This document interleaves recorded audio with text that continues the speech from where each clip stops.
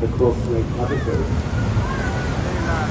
Now, this is what's on the left, what the scaffolding is. What is the pirate ship? A show of hands, how many of you watched Pirates of the Caribbean? Sure, most of you watched it, yeah? Well, that pirate ship there coming up on the left has got nothing to do with it. This is a replica of Sir Francis Drake's Golden Hind. So Francis Drake was a privateer who would set sail around the world stealing gold in Queen's orders. And in one trip, he stole enough gold to clear this country's national debt. As you can see, they're doing some work to it. There is rumours that it will set sail again on its last final voyage later this year. Now for the adults on board, if you have a look underneath the bridge on the right hand side, you'll see a box with windows. This is a 5-star spa and relaxation centre. Now the idea behind it was to build it under the bridge to get away from the public eye. But they forgot about the boats going up and down the River Thames. Now every now and then, the captain and myself will have a look through them windows. And trust me when I tell you, ladies and gentlemen, some days are better than others. Some days are so good, we end up going around in circles. And some days, you just wish you never left.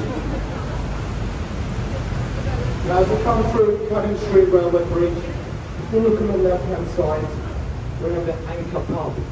Now there's been a pub in that location for over 400 years. And back in the day, that pub was popular among the actors, including William Shakespeare, who would use that pub's attic as a changing room before performing at the Globe Theatre. The next bridge ahead of us is Southwark Bridge. It was built here to ease the congestion of the London Bridge behind us. But due to poor planning and one-way streets, it is London's least used bridge. So if you find yourselves on there, you are probably lost, or drunk, or died at this point. Now as we come through the bridge just ahead of us on the left, you see a white brown building. That is the Globe Theatre. This is the replica of the original theatre that stood there in the 17th century. This replica was completed in 1997. During the summer months, you can go in and see Shakespeare's famous plays for as little as £5. And all the plays are performed in an old-fashioned manner, with no lights, no microphones, no special effects. It's also the only building in London allowed a thatched roof since the Great Fire of London that happened in 1666.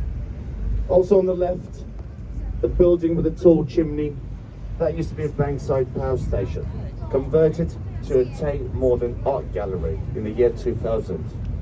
It became one of the busiest art galleries in the world. We get around 10,000 visitors a day, and it's completely free to go in. And for those of you who have seen modern art, you'll know why it's free. Now the next bridge ahead of us is the Millennium Footbridge, also known as the Wibbly Wobbly Bridge. Now the reason for that, when it was opened in May, year 2000 by the Queen, it was shut the same day, just 2 hours later, by the police, due to swaying violently side to side. After 2 years of repairs and modifications, they reopened the bridge again. Now over on the right hand side, dominating the London skyline, is Christopher Wren's masterpiece, St. Paul's Cathedral. Now, it took Wren 35 years to complete it. It stands 365 feet tall, and it has the second largest unsupported dome in the world. The biggest one is in Rome on St. Peter's. Now there is also a viewing platform at the top of the dome that you can go up, but you have to climb 500 steps to get up there. It's really great work there. But if you don't fancy that, you can go in every Sunday to see a service, free of charge. Well, I say free. It is a church. There is a person walking around collecting donations. And I've heard they prefer your solid donations. There's your 5, 10, £20 notes. They save coins, make too much noise in the church. Just disrupts their service. Now the next set of bridges ahead of us are the Blackfriars Bridges. The first one is Blackfriars Rail. Now in 2012, they made the bridge wider and built a train station on top of it, connecting both sides of the river. And they installed over 100 solar panels to power up the station. And it became one of three bridges in the world to be powered by the sun. There are other two bridges like that located in Germany and Australia. As we go through the bridges, you'll see red columns on either side of us. This is where the first railway crossing stood across the River Thames, Alexandria Railway Bridge. Now as the trains got heavier, the bridge became unstable. So they removed the top of the bridge, but left the columns in, not to ruin the foundation of the two bridges that are standing in. Right now we're going underneath Blackfriars Road. Now as we come through the bridge at the right hand side, the Gothic looking building with a green roof. That is the old City of London School for Boys. Many of our famous people and politicians went to that school, including Winston Churchill. Now the construction site you see on the right, well what they're doing is they're building a £5 billion super sewer. You see the current sewer system in London was built in the Victorian era with a population of 1 million. Today London's population is over 10 million people and the sewers overflow into the River Thames. So to clean up the river, the government came up with this project, a new super sewer. Now it starts ahead of us in a place called Putney, runs 40 metres underneath the River Thames, and finishes in a place called Essex, where they recycle it and then return it to us in the form of television. And it's over on the left, the orange building, that is Oxo Tower. It used to be a power station for the Royal Mail. In the 80s, it was taken over by Oxo Gravy Company. Now when they took the building over, they wanted to advertise the name of the company along the River Thames. But they were denied. That is because the River Thames is a royal highway.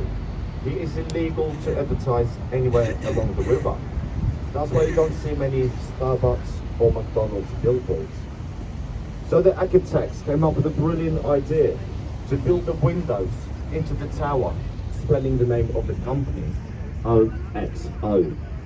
Now they had been taken to court about it, and their answer was, it was just a coincidence, and they got away with it. Now if you look over on the right hand side, along the river wall, you'll see green lions' heads. Well, they were used as an early flood warning system before the Thames barrier. Back in the day, the police would patrol the streets of London, look over the side to see if the river touches the lions' heads. And if it did, they would shut the whole of underground network. Now the police also had a little rhyme that went by. And if you know the words, feel free to join in. And it goes like this. If the lions' heads are drinking, then London is sinking. If the lions' heads are fully stuffed, then London is truly flooded. I know, they could have come up with something better that actually rhymes. Anyway. Also on the right, a white ship with green funnels. That is HQS Wellington. It used to belong to New Zealand's Navy. Today it is moored there as a drinking social club for the retired sea captains. Now to be a member of that club, you have to serve at sea as a captain for over 25 years. And the head of that club is King Charles. Every now and then, on the sunny afternoons like today, we see Charles and Camilla standing there on the top deck, trying to recreate the famous Titanic scene. And we have pictures to prove that. Now over on the left hand side, the building with the digital billboard, that is the National Theatre. Year after year, it is voted as England's ugliest building. If you ask me, I think it looks like a multi-story car park. But don't judge a book by its cover. Inside is home to three of the world's finest auditoriums. The biggest one is called the Livia, named after one of the co-founders. Now the bridge ahead of us is Waterloo Bridge, also known in London as the Ladies' Bridge. Now the reason for that, when it was completed in 1945, majority of the workforce were women, as the men were away fighting. Now the ladies built the bridge out of Portland self-cleansing stone, meaning it cleans itself when it rains. If you look on the face of the bridge, it's nice and clean. As we go underneath the bridge, where the rain cannot penetrate, it's quite dirty. Now even though the ladies been under heavy fire during the Second World War, they still managed to build the only bridge in London on time and under budget. So well done, ladies. Now just ahead of us on the right, you see a stone obelisk. This is the oldest monument you'll see in London today. That is Cleopatra's Needle. It's over 3,500 years old, and it was given to us by the Egyptian government in commemoration of Lord Nelson's victory in the Battle of the River Nile. Now when they installed the needle there, they brought the snakes wrong way round.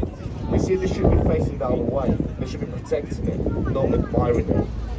When they approached the Queen to get her permission to change them round, the Queen's response was, no, leave them as it is.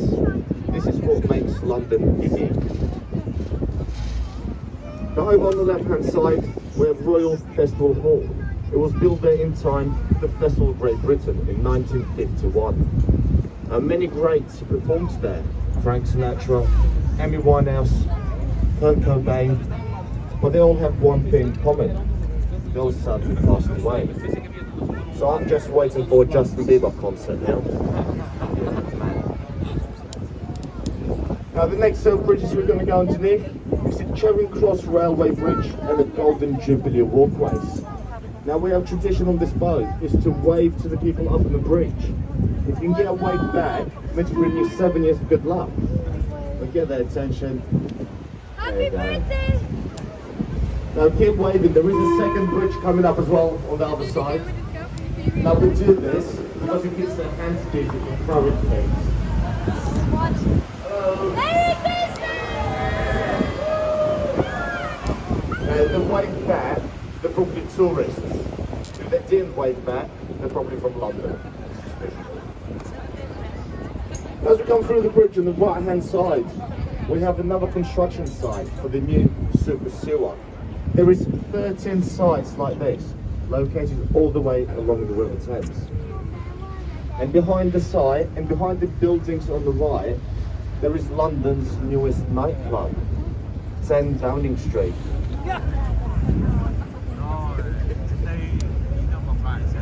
Now just ahead of us on the right, we have Tudshall Castle, the grey ship you see there. It was brought here from Newcastle to be an art gallery. Well, it didn't have much success. They turned it into a pub. And it made more money in one day as a pub than it did as an art gallery in 1 year. Also on the right, we have a golden eagle statue. This is the memorial for all the fallen RAF soldiers during the First and the Second World Wars. Now over on the left hand side, we have the London Eye, built by the British Airways in the year 2000. It stands over 400 feet tall, and there is 32 capsules on the Eye. Now 32 is not a random number.